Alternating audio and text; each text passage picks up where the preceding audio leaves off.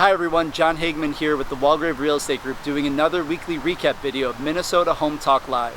Every week we've got Mike Overson with Leader One Financial and Jason Walgrave answering your questions about the real estate market in the Twin Cities.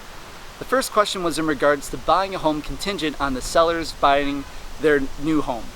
This caller found their dream home and got it under contract, but after 2 or 3 weeks of no communication from the sellers did finally get back to them, letting them know that they wanted to cancel that purchase agreement.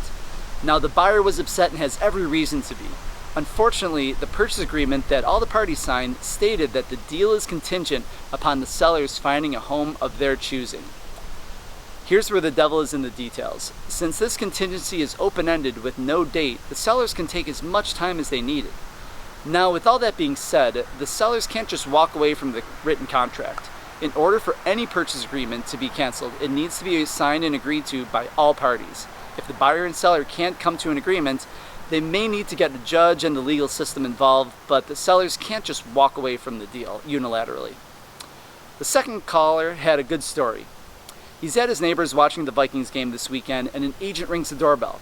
He gives the neighbor a sob story about how his clients can't find a home in the neighborhood, they've been looking forever, and asks if he'd be willing to sell his own home. How common is this is the question. The answer is not really. Few agents are comfortable going door to door, especially nowadays with COVID, let alone with clients in their car.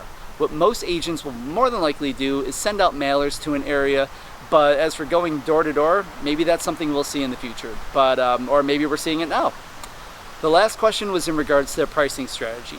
Should the seller list the home at the dollar amount that they want to versus 10, 15, 20,000 less than the market value in hopes of getting multiple offers? Even with an environment with very low inventory like we have today, overpricing your home is never a good idea. And if you're gonna miss low, and here's why. A home in my neighborhood was listed at $420,000. It sat on the market for about over a month while other properties nearby were listed and sold in just a few days. It eventually sold for closer to $375,000. Clearly, that's a big miss, and even with record low inventory, it didn't help the sellers get that purchase price that they wanted to. Lastly, Mike and Jason hit on just a few eco-friendly features that a lot of buyers are looking for. I'm going to be doing more videos about these in particular in the future, so stay tuned for that. Number one is going to be Energy Star appliances, ones that really sip as little energy or gas as possible. The second, programmable thermostats. These come in a ton of different flavors, everything from smart thermostats like Nest and Ecobee to the good old-fashioned press a couple buttons and it'll stay that temperature for as long as you want it to. The third is going to be radiant flooring heat. This can be anything from a hot water system or an electrical system. And you see these either in living rooms or more popularly in bathrooms. And the last is going to be solar panels. This is something I'm really excited about, and I'm going to do a deep dive on this in the coming weeks.